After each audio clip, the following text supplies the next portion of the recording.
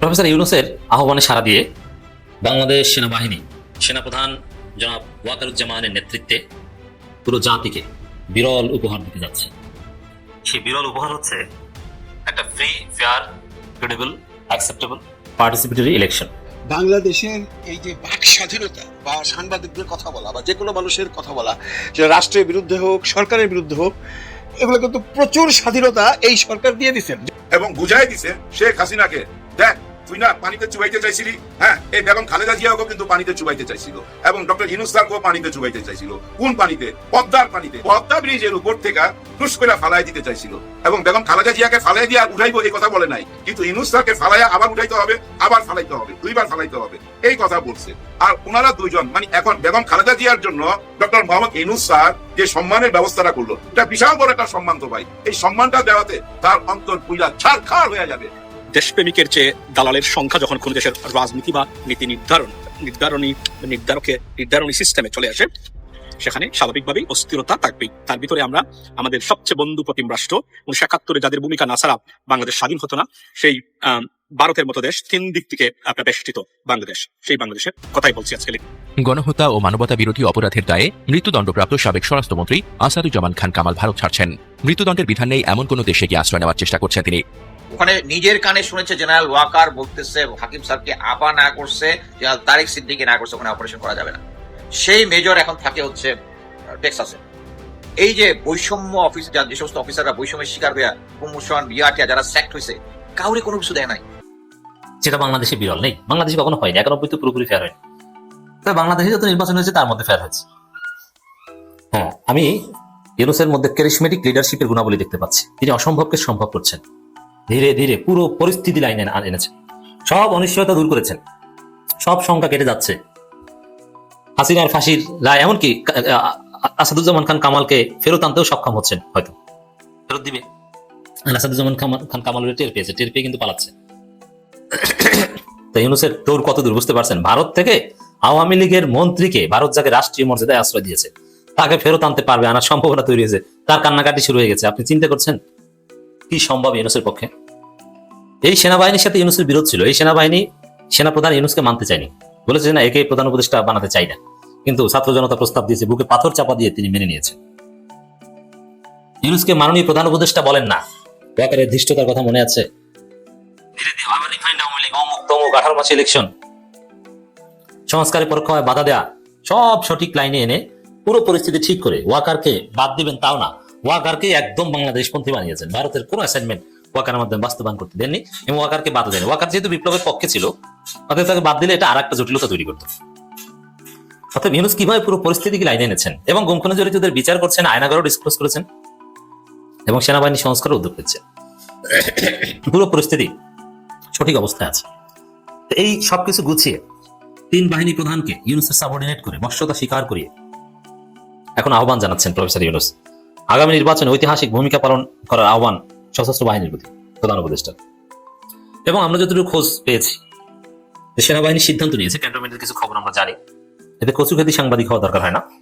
সেনাবাহিনী ডিসাইড করেছে তাদের আগের অনেক অবস্থান বদল করে, অনেকে ভারতের দালালি বাদ দিয়ে, বরং যারা ভারতের দালালি করতো ওরা বুঝতে পারছে যে তাদের সামনে আরো করুণ পরিণতি, বিশেষ করে গুম খুনে জড়িতদের বিচারের আওতায় আনতে পারার পর ভারতপন্থীরা একদম চুপ হয়ে যাচ্ছে। তারা মনে করছে যে যারা আমরা রয়ের দালালি করি, আমরাও ভবিষ্যতে কঠিন বেকায়দায় পড়ব, আমাদেরকে কেউ রক্ষা করতে পারবে না। সেনাবাহিনী জবাবদিহিতার ঊর্ধ্বে নয়, মিলিটারি কোর্টে নয়, আন্তর্জাতিক অপরাধ ট্রাইব্যুনালেই বিচার হবে, সিভিল কোর্টে। কি বেকায়দা, মান সম্মান কিচ্ছু থাকছে না। এতে পুরো সেনাবাহিনীর মধ্যে যারা একটু উল্টো লাইনে চলতো, আওয়ামী লীগের দালাল ছিল কিংবা ভারতপন্থী, সবাই সাইজ হয়ে গেছে। এখন তারা সিদ্ধান্ত নিয়েছে যে না, তারা বাংলাদেশে সেনাবাহিনী চাইলে এটা তাদের পক্ষে, শুধু সেনাবাহিনীর পক্ষে সম্ভব, বাংলাদেশের ইতিহাসে সবচেয়ে ভালো নির্বাচন সেনাবাহিনী উপহার দিবে ইউনূসের নির্দেশে। এটা হবে বিরল নির্বাচন। নির্বাচন কমিশন বলছে শতাব্দীর শ্রেষ্ঠ নির্বাচন হবে এটা। প্রফেসর ইউনূস বলছেন যে ইতিহাসের সবথেকে শ্রেষ্ঠ নির্বাচন, সুন্দর নির্বাচন হবে এটা। এটা করবে প্রফেসর ইউনূস। দর্শক, ঐতিহাসিক ভূমিকা পালন করার আহ্বান জানিয়েছে সেনাবাহিনীকে মাননীয় প্রধান উপদেষ্টা প্রফেসর ইউনূস, এবং সেনাবাহিনী অলরেডি ডিসাইডেড দ্যাট তারা এই কাজ করবে। দেখেন, পুলিশকে বাংলাদেশের মানুষ এমনিতেই ভয় পায় না, আবার পুলিশকে ঘুষ দিয়ে ম্যানেজ করা যায়, আবার পুলিশ নিজেরাই দালালি করে। পুলিশের অনেক সমস্যা আছে, চরিত্রগত সমস্যা আছে, কাঠামোগত সমস্যা আছে। এজন্য বিএনপির যে সম্ভাব্য চিন্তা পরিকল্পনা, পুলিশ কোনো ম্যাটার না। আমি কিছু পুলিশ অফিসারের সাথে কথা বললাম, ব্যক্তিগত সম্পর্ক যে আপনারা কেমন ভূমিকা পালন করবেন ভোট চুরি ঠেকাতে। যেহেতু মাননীয় প্রধান উপদেষ্টা বলছেন ইতিহাসে শ্রেষ্ঠ নির্বাচন হবে, আপনারাই থাকবেন মেইনলি। তখন বলছে যে আসলে ভাই ভোট চুরি করবে এটা তো আমরা বুঝি, কারণ একটি দল খোলামেলা আমার ব্যক্তিগত সম্পর্কে যায় কথা বলেছে, কারণ আমি কখনোই তার পরিচয় বলবো না, বিশ্বাস করে বলেছে। এবং তিনি ছোটখাটো পুলিশ না, একদম দায়িত্বশীল পর্যায়ে পুলিশ, যিনি পুলিশের ভিতরে খবর জানেন। তিনি বলছেন যে একটি দল তো ভোট চুরি করতে চাইবে, তাদের তো কোনো জনপ্রিয়তা নেই, এজন্য তাদের প্ল্যান পরিকল্পনা এটাই আমরা জানি। কিন্তু এখন বাধা দিয়ে, যেমন তারা যদি গোলাগুলি করতে আসে বা প্রতিপক্ষের এজেন্টকে বের করে দিতে আসে বা বড় কোনো বিশৃঙ্খলা ঘটাতে আসে, আমরা অবশ্যই অ্যাকশন নিব। তবে অ্যাকশন নেওয়ার ক্ষেত্রে যারা, যেমন আমাকে বলছে আমাদের বলতে সে আমাকে মনে করে জামাত বা দাঁড়িপাল্লা, এইটা মনে করে কথা বলেছে যে আপনাদের অবস্থানটা কি। ভোট চুরির বিরুদ্ধে যদি আপনাদের শক্তিশালী রাজনৈতিক অবস্থান থাকে তাহলে তো আমরা চোরদের বিরুদ্ধে সহজে অ্যাকশন নিতে পারি। কিন্তু যদি দেখা যায় এরকম যে আপনাদের এজেন্টকে বের করে দিল, আপনাদের কোনো লোকই নাই, বের করে দিল আর বের হয়ে গেলেন, তখন আমরা মারাত্মক জোরালো ব্যবস্থা তো নিতে পারি না। উচিত কিন্তু এটাই, যেখানে রাজনৈতিক দলের শক্তি প্রদর্শনের কোনো প্রশ্ন হবে না, পুরোপুরি পুলিশ পরিস্থিতি নিয়ন্ত্রণ করবে, কোনো লোক থাকার দরকার নেই। জামাতের প্রার্থী পুরো এলাকায় জামাত একজন না থাকলেও যিনি জামাতের এজেন্ট তিনি ওখানে থাকবেন, কেউ তাকে কিছু করতে পারবে না, এটা পুলিশ নিশ্চিত করবে, উচিত এটা। কিন্তু পুলিশ বলছেন আপনাদের শক্তির উপর নির্ভর করে যে আমরা ভোট চোরদের বিরুদ্ধে কতটুকু অ্যাকশন নেব। বুঝতে পারছেন? এর মানে আসলে পুলিশ দিয়ে সুষ্ঠু নির্বাচন সম্ভব নয়, এটা পুলিশও জানে। আর পুলিশকে ঘুষ দিয়ে ম্যানেজ করে, ওই যে লোকবল দিয়ে ভয় দেখিয়ে প্রভাবিত করতে পারে, এটা পুলিশও স্বীকার করে। কিন্তু সেনাবাহিনীকে ম্যানেজ করবে, তাদেরকে ঘুষ দিবে। সেনাবাহিনী সক্রিয় বিচারিক ক্ষমতা নিয়ে, আইন শৃঙ্খলা নিয়ন্ত্রণের ক্ষমতা নিয়ে ভোট কেন্দ্রে থাকলে সেনা অফিসার, একজন সৈনিক, অফিসার না, একজন সৈনিকের সামনে থেকে জামাতের প্রার্থীকে বিএনপি সন্ত্রাসী বের করে দিবে, এটা বিএনপি সন্ত্রাসী সাহসী করবে না। কারণ জানে যে সেনা অফিসার সে দায়িত্বশীল এবং সে পক্ষপাতহীন, তাকে টাকা দিয়েও ম্যানেজ করা সম্ভব না। আর সে কে কোন দল ওটা দেখবে না, সে দেখবে যে অন্যায় করেছে তাকেই পিটাবে ধরে। এই জন্য সুষ্ঠু নির্বাচন অনলি সেনাবাহিনী করতে পারে, সেনাবাহিনী ছাড়া বাংলাদেশে সুষ্ঠু নির্বাচন সম্ভব নয়। ভোট চুরি, ভোট ডাকাতি থেকে শুরু করে পুলিশ বাঁশি শব্দ শুনলে উল্টা পুলিশকে ধাওয়া দেয়, এরকম ঘটনা নিয়মিত ঘটে। কিন্তু সেনাবাহিনী কোথাও লাঠিচার্জ করতে গেলে উল্টো সেনাবাহিনীকে হামলা করতে চায়, এই সাহস বাংলাদেশের সন্ত্রাসীদের এখনো হয়নি। বিপ্লবের সময়কার কথা ভিন্ন, তাও বিপ্লবের সময় আমরা দেখেছি যে সেনাবাহিনী তো কারফিউ সময় বা নানা সময় ছত্রভঙ্গ করতে ভূমিকা রেখেছে, সেনাবাহিনীর সাথে পাল্টা প্রতিরোধ গড়ে তুলতে কেউ যায়নি ও পারেনি। সেনাবাহিনী দেখলেই পিছু হটা, অথবা সেনাবাহিনীকে দেখে আস্থা অর্জন করে সেখানে দাঁড়িয়ে যাওয়া। সেনাবাহিনীর সাথে মারামারি করার সাহস কারণে, কিন্তু পুলিশকে থাপ্পড় দেয়, লাথি দেয়, এটা অ্যাভেলেবেল বা ঘুষ দেয়। অতএব সুষ্ঠু নির্বাচনের মূল শক্তি হচ্ছে সেনাবাহিনী। প্রফেসর ইউনূস এই জন্য সেনাবাহিনীকে ওইভাবে ব্যবহার করতে চান। আর সেনাবাহিনীর সিদ্ধান্ত নিয়েছে যে না, আমরা এবার সত্যিকার অর্থে ইতিহাসের সেরা নির্বাচন করে দেখাবো, সেনাবাহিনী সর্বাত্মক হেল্প করবে, সেনাবাহিনীর চোখের সামনে কোনো ভোট চুরি হতে দিব না। এই বিরল উপহার জাতিকে সেনাবাহিনী দেওয়ার সিদ্ধান্ত নিয়েছে, আমি জেনে শুনে বলছি। বাংলাদেশের এই যে বাক স্বাধীনতা বা সাংবাদিকদের কথা বলা বা যে কোনো মানুষের কথা বলা, সেটা রাষ্ট্রের বিরুদ্ধে হোক, সরকারের বিরুদ্ধে হোক, এগুলো কিন্তু প্রচুর স্বাধীনতা এই সরকার দিয়ে দিচ্ছেন। যদিও অনেক গণমাধ্যম বলেন বা অনেক মানব অধিকার সংস্থারা বলেন যে এই সরকার নাকি মানুষের গলা চিপে ধরে রাখছে এবং পত্রপত্রিকাকে একদম গলা চিপে ধরে রাখছে, এমন একটা বদনাম কিন্তু বাংলাদেশ এই সরকার আছে। কিন্তু আসলে ঘটনা কি বন্ধুরা, দেখেন, অনেকেই বলেন না যে আমরা আগের সরকারের সময় ভালো ছিলাম। এটা কেন বলেন জানেন? এই যে বর্তমান সরকার এত স্বাধীনতা দিয়ে রাখবার পরও যখন মানুষ যার যার কথাবার্তা বলা খুইলা বলে, স্বাধীনতার চূড়ান্ত পর্যায়ে চলে গেছে, যে যার খুশি তাই বলে বেড়াইতেছে। যতবার বিএনপি থেকে বলা হচ্ছে, যতবার সরকার থেকে বলা হচ্ছে যে খালেদা ম্যাডামের শারীরিক অবস্থান নিয়ে কেউ বিভ্রান্তি ছড়াবেন না। তো দেখেন আজকে ওই যে বিএনপি থেকে বহিষ্কৃত নেতা বোধ আখতারুজ্জামান সাহেব, ex army officer, x MP, বেরিয়ে বলে দিল খালেদা জিয়া নাই, মারা গেছে। এই যে বিভ্রান্তিকর কথা মানুষের কাছে ছড়াই দেওয়া হয়, এটা কি ঠিক? সরকার বারবার বলতেছে, বিএনপিও বারবার বলতেছে আপনারা এই ধরনের কথা বলবেন না, এটা মানুষ বলে দিতেছে। এই যে স্বাধীনতা, এই স্বাধীনতা আপনারা কেউ হাসিনার সময় পান নাই। হাসিনা তো সবার গলা টিপা ধরে রাখছিল, ইউনূস সরকার দিছে, মজা পাওয়া গেছে, যার যা খুশি তাই বলে বেড়াইতেছেন। কেন রে ভাই? খালেদা ম্যাডাম যদি আল্লাহ না করুক কিছু হয়ে থাকে, এটা লুকানোর কি আছে? উনি আসে আবার বলতেছে এটা সরকার ইচ্ছা করে করছে, জানো, সরকারের উপর কোনো চাপ না পড়ে, সরকারের উপরে যেন কোনো দোষ না পড়ে। আচ্ছা কইছে ভাই, খালেদা ম্যাডামের যদি কিছু একটা হয়ে যায় তাহলে ইউনূস সরকারের উপরে কিসের চাপ পড়বে? ইউনূস সরকার খালেদা ম্যাডামের কোনো ক্ষতি করছে? কেন ওনার চাপ পড়বে? মানে স্বাধীনতার চূড়ান্ত পর্যায়ে যাবার পর যে অবস্থাটা হয়, ঠিক এই অবস্থা না বাংলাদেশের এখন মানুষের হইছে। বাক স্বাধীনতার কোনো লিমিটেশন নাই, যে যার মতো কয়ে যেতেছে। একে তো মনে করেন ফেসবুকে আপনি কমেন্ট করতে পারেন, দ্যাট ইজ সামথিং ডিফারেন্ট। ওখানে সব বট বাহিনী বা পরিচয় অনেকে গোপন করে কয় বিভিন্ন ধরনের অশ্লীল বা অসভ্য বা রাষ্ট্রবিরোধী কথাবার্তা বলে, তাদেরকে তো ধরা যায় না। কিন্তু আপনি যখন গণমাধ্যমে এসে কোনো একটা কথা বলবেন, সে তো পুরো জাতি শুনবে, তাই না? এগুলো আসলে বন্ধ হওয়া দরকার। খালেদা ম্যাডামের আল্লাহ না করুক যদি কিছু হয়, এটাকে লুকায় রাখবে কেন সরকার? কারণটা কি? এবং এইটা নিয়ে মানে দিন রাত 24 ঘন্টা একই আলোচনা। যদিও বিশ্বাস করবেন কিনা জানি না, একটা মানুষ কিন্তু উনারা এখন গ্লাস দিয়েও দেখতে পারে না, হসপিটালে ঢুকতেই দেয় না। তো আকিমুজ্জামান সাহেব কি দেখে এলো? উনি আসলে রিসেপশন পর্যন্ত গেছে, ওখানে কতক্ষণ থাইকা পরে এসে ইন্টারভিউ দেওয়ার জন্য ক্যামেরা সামনে দাঁড়াইছে। এটা কিন্তু অনেকেই করতেছে। এগুলো বন্ধ করেন, এগুলো বন্ধ করেন। কারণ ওনার শারীরিক অবস্থা ভালো না আমরা জানি, কিন্তু উনি যে পৃথিবীতে নাই এই কথা তো কেউ কনফার্ম বলতে পারেন না। এবং জনসমক্ষে এসে বা কোনো ইন্টারভিউ এসে বা কোনো টকশোতে আপনি বলতে পারেন না। একজন মানে যিনি এখনো পৃথিবীতে আছেন তাকে মৃত ঘোষণা করার দায়িত্ব তো একমাত্র ডাক্তারের, আর তো কারো নাই। তো এখন আসি তারেক রহমানের দেশে আসা প্রসঙ্গে। এইটা নিয়েও দেখেন বিএনপির এক নেতা বলে উনি এখন আসবেন না, আরেক নেতা বলে উনি আসছেন, একজন বলেন তাড়াতাড়ি আসছেন, আরেকজন বলেন উনি ওনার শারীরিক ম্যাডামের শারীরিক অবস্থা খোঁজখবর নিচ্ছেন, অবস্থা যদি এইরকম স্থিতিশীল থাকে তাহলে আসবেন। তার মানে কি? মানে এরাও জানে না কিছু। এই যে বিএনপির বড় বড় নেতারা আছে এরাও কিছু জানে না, যা জানে তারেক রহমান সাহেব জানে। আবার দেখেন খবর বেরিয়েছে তারেক রহমান আসছে। কেমনে আসছে?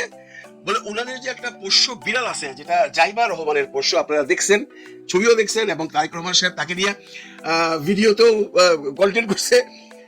এই জিবুর পাসপোর্ট হয়ে গেছে।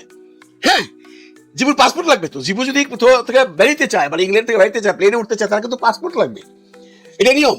অনেকে তো দেখছেন যখন প্লেনে গেছেন যে অনেকে কুকুর বিড়াল নিয়ে আপনাদের সাথে আপনার গিয়া বোর্ডিং পাস নিচ্ছে।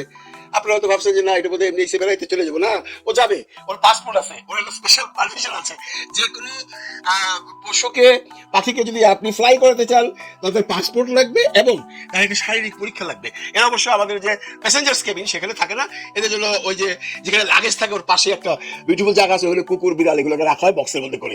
তো তার পাসপোর্ট লাগবে। জিবুর পাসপোর্ট হয়ে গেছে বা তার কাগজপত্র হয়ে গেছে। তাহলে জিবুর পাসপোর্ট কেন? জিবু মানে জাইমা রহমানের পোষ্য বিড়াল, যেটা তারেক রহমানের পছন্দ। এই একটা খবর ইনক্লাবে আসছে, জিবুর পাসপোর্ট হয়ে গেছে। হঠাৎ করে জিবুর পাসপোর্ট কেন?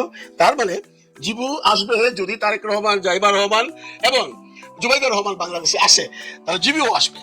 এর আগের বার জাইমা রহমান আসে নাই, জিবু আসে নাই, শুধু ডক্টর জুবাইদা আসছে ম্যাডামের সাথে। তো সুতরাং জিবু আসতে হলে জিবুর পাসপোর্ট লাগবে। জিবুর পাসপোর্ট হয়ে গেছে, এটা একটা সুখের খবর। কারণ জিবুকে রেখে তো তারা আসতে পারবে না। তারা তিনজন যদি চলে আসে, জিবু কোথায় থাকবে? আর ওই সপ্তাহের সাথে আপনি ইচ্ছা করলে ফালাই দিয়ে আসতে পারবেন না। আর যদি কোথাও রাখতে চান, সেটা যদি কেউ চায়, কোনো বন্ধু বান্ধব রাখতে চায়, সেটা সামথিং ডিফারেন্ট। কিন্তু জাইমা তো জিবুকে ছাড়া আসবে না। সেই সুবাদে বোঝা যায় যে তারেক রহমান দেশে আসবেন। এখন তারেক রহমান যে দেশে আসবেন, জিবুর পাসপোর্ট হয়েছে। জাইমা এবং জুবাইদা রহমানের পাসপোর্ট নিয়ে আমাদের কোনো টেনশন নাই, তাদের ব্রিটিশ পাসপোর্ট আছে, আমরা শিওর মোটামুটি। তো তারেক রহমান কোন হিসাবে আসবেন? অনেকে বলছেন উনি 48 ঘন্টার জন্য আসবেন। ভাইরা, এটা কোনো সিস্টেম নাই। 48 ঘন্টার জন্য ইংল্যান্ড তারা কিসের পারমিশন দিবে?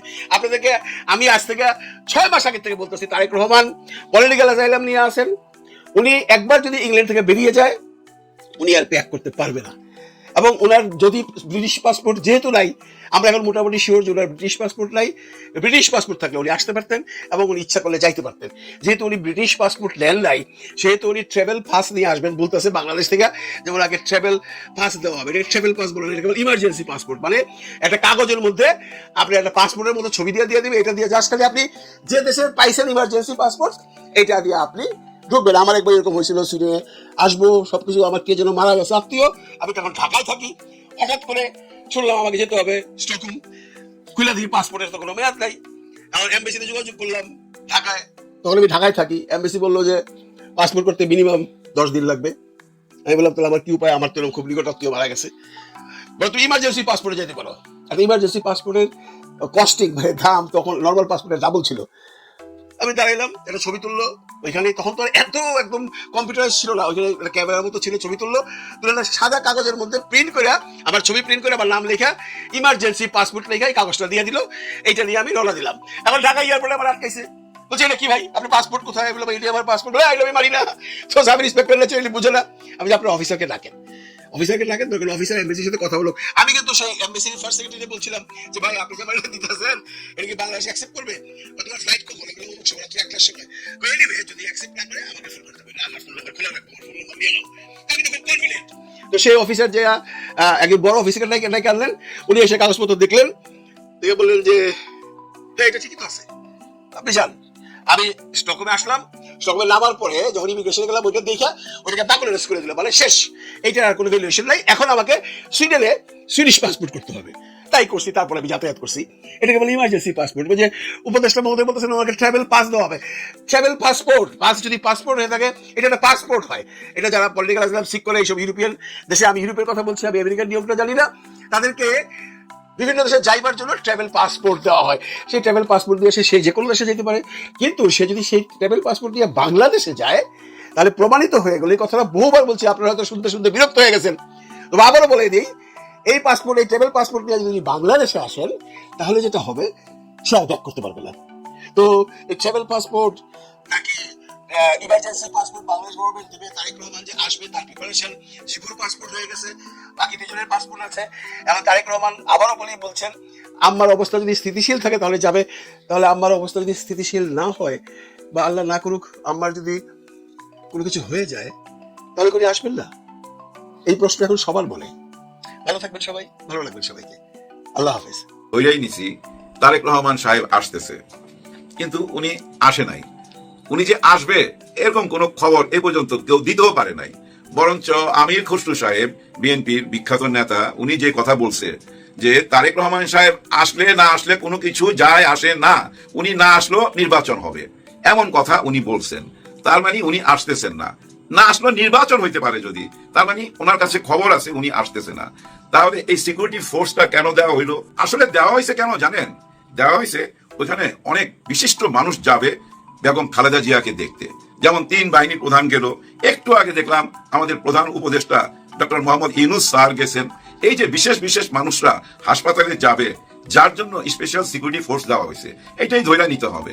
আবার শুনলাম আগামীকাল 4 তারিখে বোধহয় ওইখানে 2টা হেলিকপ্টার নামবে, উঠবে, মানে মহড়া দিবে। কি কারণে?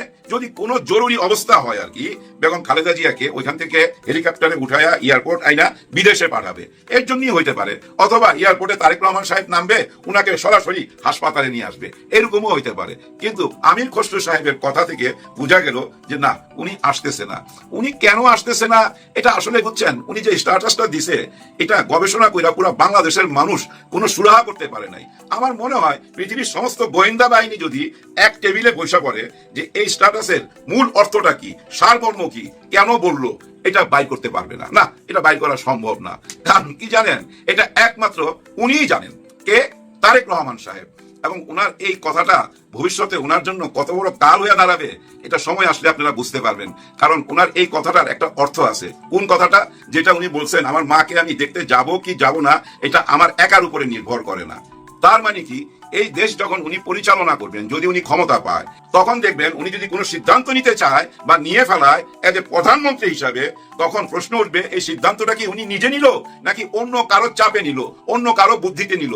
যেমন অন্য কারো বুদ্ধিতে উনি ওনার মাকে দেখতে আসে নাই। তার মানে এই কথাগুলা ভবিষ্যতের জন্য ওনার নিজের জন্যই কাল হয়ে দাঁড়াবে, এটা আজকে নোট করে রাখেন। আর হাসপাতালের সামনে এখন যা কিছু দেখতেছেন এটা একরকম মেলা বসে গেছে ভাই। বিভিন্ন রকমের মানুষ আসতেছে, বিভিন্ন রকম কান্নাকাটি করতেছে ভাইরাল হওয়ার জন্য। কেউ কেউ তো ভাই জানেন চিৎকার কইরা কইতেছে ভাই পশ্চিম কোন দিকে, পশ্চিম কোন দিকে, কেন আমি নামাজ পড়ুম, চিৎকার কইরা বলতেছে এরকম কথা। সবাই দেখবেন শুধু সেলফি তুলতেছে, আসলে নিজেদেরকে ইতিহাসের অংশ করতে চাচ্ছে। এবং ওনারা তো রাজনীতি করে কেন্দ্রে জানাইতে চাচ্ছে বা গ্রামে গঞ্জে জানাইতে চাচ্ছে দেখো আমি হাসপাতালের সামনে দাঁড়ায় আছি। অথচ দেখেন ওনারাই বলছে, বিএনপি থেকেই বলছে, হাতে পায়ে ধরে রিকোয়েস্ট করছে তো ভাই কেউ যাবেন না ওইখানে হাসপাতালে। শুধু বেগম খালেদা জিয়া একা তো না, অনেক রোগী আছে ভাই, অনেক জটিল রোগী আছে, জীবন মৃত্যুর সাথে ওনারাও লড়াই করতেছে, এরকম রোগী আছে না? আছে তো ভাই। কিন্তু তারপরে যাই হোক, বেগম খালেদা জিয়া শেষ সময় যে সম্মানটা পাইলো এটা ভাই মনে রাখার মতো। আমি সরকারকে ধন্যবাদ জানাবো। আপনারা হয়তো বলতে পারেন এই সম্মানটা এই মুহূর্তে দিয়া লাভ হইলো কি, আরো আগেও তো দেওয়া যাইতো, 15 মাস আগেও তো দেওয়া যেত। কারণ কি জানেন? উনি 15 মাস আগে গুলশানের যে বাড়িতে ছিল তখন তো উনি সুস্থ ছিল, অনেক ওনার সাথে দেখা সাক্ষাৎ করে। এই সম্মানটা যদি তখন দেওয়া হইতো তাহলে ওনার কাজে লাগতো, উনি ওই সিকিউরিটি নিয়ে বিভিন্ন জায়গায় মুভ করতে পারতো, তাই না? কিন্তু এই টাইমে কেন দিল? এই টাইমে দেওয়ার পিছনে আরেকটা মনস্তাত্ত্বিক যুদ্ধ আছে ভাই। হ্যাঁ, আরেকটা মনস্তাত্ত্বিক যুদ্ধ আছে। কাউকে দেখানো, কাউকে জ্বালানো, কাউকে জ্বালিয়ে পুড়িয়ে ওনার হৃদয়টাকে ছাড়খাড় কইরা দেওয়া। কাকে জানেন? শেখ হাসিনাকে। একটা জিনিস মনে রাখেন, এই যে অপরাধ বিচার ট্রাইব্যুনালে শেখ হাসিনা এবং ওই কসাই কামালকে যে রায়টা দিছে, এই রায় নিয়ে কিন্তু শেখ হাসিনা তেমন কোনো মাথা কামায় নাই, উনার মনের মধ্যে কোনো রকম জ্বালা পোড়া হয় নাই। যতটা জ্বালা পোড়া এখন হইতাছে এই বেগম খালেদা জিয়াকে যে সম্মানটা দিল, এই সম্মানটা দেখা উনার মনে জৈলা পুরা ছাই হয়ে যাইতেছে। তো উনি মাইনা নিতে পারবে না, উনার অন্তর জৈলা পুরা ছাই কইরা দেওয়ার জন্যই এই ব্যবস্থা করছে। এটাও ধৈর্য নিতে পারেন। কথার কথা বললাম, কারণ কি জানেন, শেখ হাসিনার একেবারে জানি দুশ্মন বেগম খালেদা জিয়া, একদমই সহ্য করতে পারতো না। দেখেন নাই অতীতে 15 বছরে এমন কোন খারাপ কথা আছে যেটা উনি মুখে আনেন নাই? বেগম খালেদা জিয়াকে অপমান কইরা, ছোট কইরা কত কথা বলতো। আর সেই বেগম খালেদা জিয়া আজকে বিছানায় শুয়ে আছে একেবারেই মুমূর্ষু অবস্থায়, তারপরও তাকে স্পেশাল সিকিউরিটি ফোর্স দেওয়া হলো। এই যে সম্মানটা দেওয়া হলো, এই সম্মানটা কিন্তু শেখ হাসিনা মাইনা নিতে পারবে না। কোনো কথা বলে এখন কিন্তু চুপ হয়ে গেছে, তার অন্তর জৈলা পুরা ছাই হয়ে যেতেছে। আর এই ছাই করার জন্যই ডক্টর মোহাম্মদ ইউনূস স্যার একটা মনস্তাত্ত্বিক গেম খেলছে এই সম্মানটা দিয়া, এবং বুঝাই দিছে শেখ হাসিনাকে, দেখ তুই না পানিতে চুবাইতে চাইছিলি, হ্যাঁ এই বেগম খালেদা জিয়াও কিন্তু পানিতে চুবাইতে চাইছিল, এবং ডক্টর ইউনূস স্যারকেও পানিতে চুবাইতে চাইছিল। কোন পানিতে? পদ্মার পানিতে। পদ্মা ব্রিজের উপর থেকে টুস করে ফালাই দিতে চাইছিল, এবং বেগম খালেদা জিয়াকে ফালাই দিয়ে উঠাইবো এই কথা বলে নাই, কিন্তু ইউনূস স্যারকে ফালাইয়া আবার উঠাইতে হবে, আবার ফালাইতে হবে, 2 বার ফালাইতে হবে, এই কথা বলছে। আর ওনারা দুইজন, মানে এখন বেগম খালেদা জিয়ার জন্য ডক্টর মোহাম্মদ ইউনূস স্যার যে সম্মানের ব্যবস্থাটা করলো, এটা বিশাল বড় একটা সম্মান। তো ভাই, এই সম্মানটা দেওয়াতে তার অন্তর পুইরা ছারখার হয়ে যাবে। অপরাধ বিচার ট্রাইব্যুনালে যদি আরো 10টা মামলারও তারে ঝুলাই দেয়, তার এতটা খারাপ লাগবে না যতটা খারাপ এখন লাগতেছে। আর বাংলাদেশের মানুষকেও কিন্তু এখন বেঈমান বলবে, যে বেঈমানের জাত। ওরা শেখ হাসিনার কথা ভুলে যায়, এখন বেগম খালেদা জিয়ার ওখানে যায় দাঁড়ায় রয়েছে। সবাই তো যাচ্ছে, পুরা বাংলাদেশের যতগুলো রাজনৈতিক দল আছে এবং জামাত ইসলাম সহকারে, চরমনাই পীর সাহেব সহকারে সবাই গেছে। ভাই, এই সম্মানটাই উনি মাইনা নিতে পারবে না। মনে আছে আপনাদের? বলছিল যে আমার ক্যান্টনমেন্টের গেটে আটকাইছে, ওইটার প্রতিশোধ আমি নিয়ে দেখাই দিছি, বাড়ি থেকে এক কাপড়ে বাড়ি করে দিছি। বলছে না কতটা জিদ দেখেন আপনি।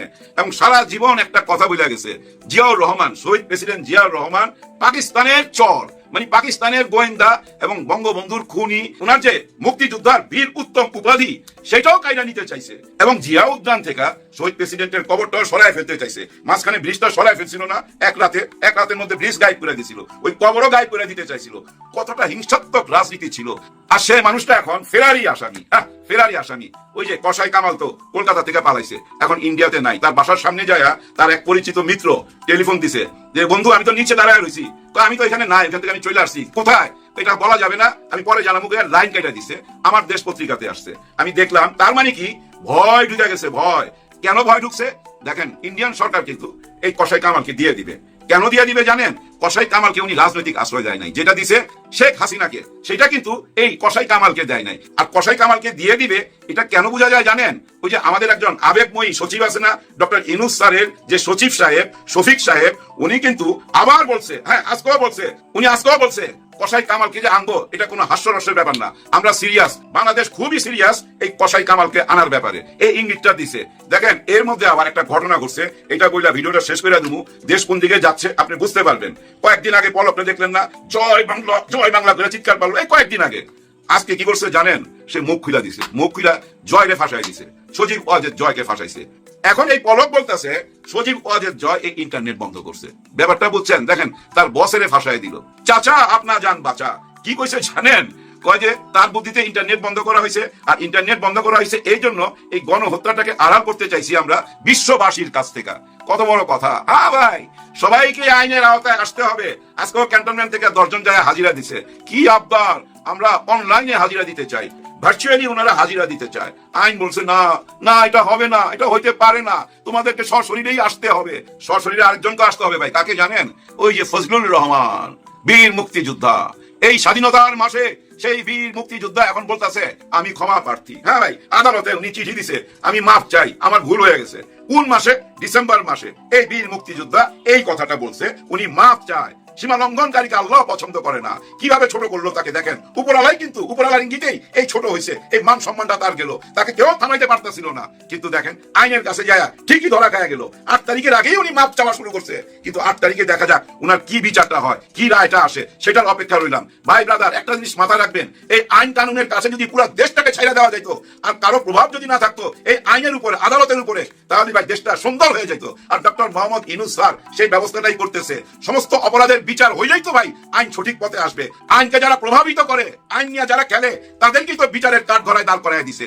পিলখানার হত্যাকাণ্ডের যে টোটাল রিপোর্ট, 11 মাসের রিপোর্ট ডক্টর ইউনূস স্যারের হাতে। এখন এটা কোথায় যাবে জানেন? এই অপরাধ বিচার ট্রাইব্যুনালে যাবে, অথবা আমাদের দেশের যে স্বাভাবিক নিয়মে যে বিচার কানুন হয় সেখানে যাবে। এটা কিন্তু ভাই কোনো উপন্যাসের বই না যেটা আপনাদেরকে পড়তে দিবে। হ্যাঁ, পড়তে দেওয়া উচিত, প্রকাশ করে দেওয়া উচিত। ওখানে কি কি লেখা আছে নিশ্চয়ই প্রকাশ পাবে। কারণ আপনাদের তো মনে আছে এই যে শেখ হাসিনা আর এই কসাই কামালের বিচারের আগে ওনারাও কিন্তু একটা তদন্ত করছিল। ওই তদন্ত কমিশনারের রিপোর্ট অনুযায়ী ওই অপরাধ বিচার ট্রাইব্যুনালের বিচার আরম্ভ হয়েছে। ঠিক তেমনি পিলখানা হত্যাকাণ্ডের এই 11 মাসের যে তদন্তটা, এই তদন্ত রিপোর্টটা এখন বিচারের টেবিলে চলে যাবে। এই আগামী 2-1 দিনের মধ্যেই চলে যাবে, বিচার শুরু হয়ে যাবে, কেউ রেহাই পাবে না। যার জন্য ডক্টর ইউনূস স্যার বলছিল এই রিপোর্টটা হাতে নিয়া, বিডিআর হত্যাকাণ্ডের রিপোর্টটা হাতে নিয়া, যে আমরা অন্ধকার জগৎ থেকে আলোতে আসলাম আজকে। এটা একটা ইতিহাস। উনি বুঝাই দিছে বিচার হবেই। এখন প্রশ্ন হয়েছে যে ভাই সামনে তো নির্বাচন, বিচার হবেই বললে কি হবে? হ্যাঁ হবে। নির্বাচন হবে কিনা সেটা ভাই আপনারাই বুঝতে পারবেন এই আগামী 2-4-5 দিনের মধ্যেই। এর মধ্যেই শুরু হয়ে গেছে। ওই যে বলছিলাম না, বড় বড় নৌকার সাথে ছোট ছোট কোষা নৌকা থাকে, বড় বড় দলের সাথে কিছু ছোট দল রাখা হয়। আর ওই দল থেকেই এখন উচ্চ আদালতে একটা রিট করছে। সেই রিটে কি লেখা? যে আগামী যে নির্বাচন হবে এই নির্বাচনটা সুষ্ঠু হবে না, নির্বাচন পিছানো হোক। হায় হায়, নির্বাচন নির্বাচন করতে করতে মুখে ফেনা তুলা ফালাইছিল, সেই নির্বাচন পিছাইবার জন্য এখন অলরেডি আদালতের আশ্রয় নিছে। তার মানে বুঝতে পারতেছেন এখন নির্বাচন পিছাইতে চায়। নির্বাচন পিছাইতে চায় কেন? কারণ সবকিছু গুছায়া উঠতে পারে নাই। এখনো তো ভাই উনাদের ভারপ্রাপ্ত চেয়ারম্যানের ভোটার আইডি কার্ডই হয় নাই, ভোটের কাগজে উনার নামই উঠে নাই, অনেক কিছু বাকি রয়ে গেছে না, যার জন্য নির্বাচন হয়তো বা পিছাইতে পারে। আর ঢাকার কসাই আসাদুজ্জামান খান কামালকে ফেরত দিতে পারে। নাও we do not believe it, because এটা যদি হয় তাহলে it's going to create a big alarm or panic amongst Awami League thugs or those murderer looters, those are right now sheltering in India. They might be in trouble. So আমি জানি না এটা, তবে যেহেতু ভারত বুঝতে পেরেছে যে ডক্টর মোহাম্মদ ইউনূসের এই সরকারকে আর যাই হোক যতই আমরা ষড়যন্ত্র করি না কেন আপাতত বিপদে বা পায়ের নিচে আনা যাবে না, মোটামুটি এটা ভারত নিশ্চিত হয়েছে। Apart from that there are many other issues, external and internal issues for India being impacting them, ladies and gentlemen. So মোটামুটি ভারত নিশ্চিত হয়েছে যে ডার্টি গেম বা বই দেখানো, যেভাবে শেখ হাসিনা বই দেখিয়ে 17 বছর রাষ্ট্র ক্ষমতায় ছিলেন এবং বাংলাদেশকে কুক্ষিগত করার চেষ্টা করেছিলেন, this mechanism or ill thought or ill system or ill ideology may not be working or wouldn't work. So therefore they have to do something. How it didn't work, let me give you some examples, ladies and gentlemen. For example, পেঁয়াজ নিয়ে আপনারা দেখেছেন যে পেঁয়াজের ব্যাপারটা, যেখানে তারা বলতো চাল দেব না, পেঁয়াজ দেব না, বাংলাদেশ না খেয়ে মরবে, সেই বাংলাদেশের সিদ্ধান্তের কারণে ভারতের পেঁয়াজ ব্যবসায়ীদের হাজার হাজার কোটি রুপির লস রিসেন্টলি হয়েছে, যা ভারতের তুলপার সৃষ্টি করেছে। অর্থাৎ যে পেঁয়াজ বন্ধ করেছিল রপ্তানি, সেই পেঁয়াজ নিয়ে বর্ডারে এসে তারা crying for help to Bangladeshi government, because তারা চাচ্ছে যে কোনোভাবে যদি এটা হয় তাহলে তারা পেঁয়াজ বিক্রি করতে পারবেন। তো এখানে বলে রাখি, মানবিক দৃষ্টিতে বা দৃষ্টিকোণ থেকে আমি এর গুড় বিরোধিতা করি, কারণ তারও আমাদের মতো মানুষ, তারও আমাদের মতো বাংলাদেশিদের মতো মানুষ, ব্যবসায়ী, কিন্তু তাদের সরকারি সিদ্ধান্ত এবং বাংলাদেশের নাকি কে বলেছে যে পেঁয়াজ তারা কিনতে পারবেন বা আনতে পারবেন, ইনফ্লুয়েন্স সৃষ্টি করতে পারবেন সরকারে। এখানেই করাপ্টেড এবং দুর্নীতিগ্রস্ত এবং দেশপ্রেমিক সরকারের পার্থক্য আমি আজকে আপনাদেরকে বলি। ভারতীয় ব্যবসায়ীদের, এরা আমাদের মতো, এরা দেখবেন চেহারা দেখবেন এরা আমাদেরই মানে মানুষের মতো এরা সবাই। সুতরাং এদের যে ক্ষতিটা হয়েছে এটা আমি খুবই দুঃখ পেয়েছি এবং এটা আমি মনে করি এটা ভারতীয় সরকার এবং কি কারণে হলো কনফার্ম না হয়ে তারা কেন এখানে আসলো, যদিও এটা ভারতের বদনাম হয়েছে এবং বাংলাদেশের জন্য অবশ্যই ভালো হয়েছে একটা পজিটিভ দৃষ্টিকোণ থেকে।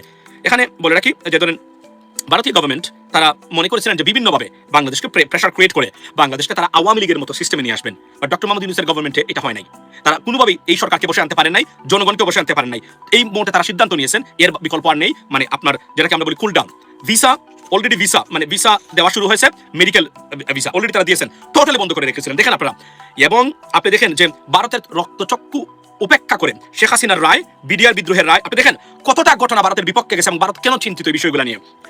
শেখ হাসিনার রায়, বিডিআর মেসাকারের রায়, তারপরে হলো আপনার আরেকটা কোনটা মানে টিউলিপ সিটি থেকে শুরু করে প্রতিটা ক্ষেত্রে এই রায় আসছে ভারতের বিপক্ষে যাচ্ছে, অর্থাৎ কোনো মেকানিজমই ভারতের মানে পক্ষে যাচ্ছে না। দেয়ারফর এর বাহিরে এবং ভারতীয় পশ্চিম বাংলাতে যে প্রেশার ক্রিয়েট হয়েছে বা অন্যান্য জায়গাতে সেটা একটা মারাত্মক ঘটনা। এবং on top of it Bangladesh already যে যতদূর চলে গেছে ভারতের হাত থেকে, বিশেষ করে মিলিটারি ক্ষেত্রে, এটা ভারতকে খুবই চিন্তা ফেলে দিয়েছে এবং ভেরি কনসার্ন, দে আর ইগারলি ওয়েটিং। এবং অনেকেই বলেন যে ভারত নির্বাচন বানচাল করবে, ভারত নির্বাচন বানচাল করবে না। কেন করবে না আমি আপনাদেরকে বলি, unless there is a big mechanism. Bharat doctor Yunus যত তাড়াতাড়ি যাবেন ভারত তত বেশি হাফ মানে সেরে বাঁচবে, because doctor Yunus is a big trouble. এই বদল যেখানে হস্তক্ষেপ করে সেখানে পশ্চিমা বা অন্য দেশে, সেখান থেকে উনি খালি হাতে ফিরে না। দেয়ারফর এটা ভারত কোনোভাবে এটাকে মানে প্রভাবিত করতে পারে না। সুতরাং ভারত নির্বাচন চাইবে, আমরা নির্বাচন চাই ডেফিনেটলি, বাট ভারত নির্বাচন চাইবে তার নিজস্ব স্বার্থের কারণে, বিকজ তারা যেন এটাকে ম্যানিপুলেট করতে পারে। যদি আমাদের মানে দলীয় সরকার আসে, মানে দুর্নীতিগ্রস্ত কিছু মানুষকে ক্ষমতায় যদি মানে তারা পায়, স্বরাষ্ট্রমন্ত্রী পররাষ্ট্রমন্ত্রী, একটা উদাহরণ দিলাম আমি, তারা কোনোভাবে যেন বই ভিত্তিতে, আমাদের রাজনীতিবিদরা 90% অদক্ষ অপদার্থ প্রকৃতির। I do apologize for making these comments, ladies and gentlemen, because there is no other way I can describe them, honestly speaking. অপদার্থ, এটা আমি বদ্ধ শব্দটাই বললাম, যেহেতু তারা মনে করে এবং দেখেন ম্যানিপুলেট দেম, they have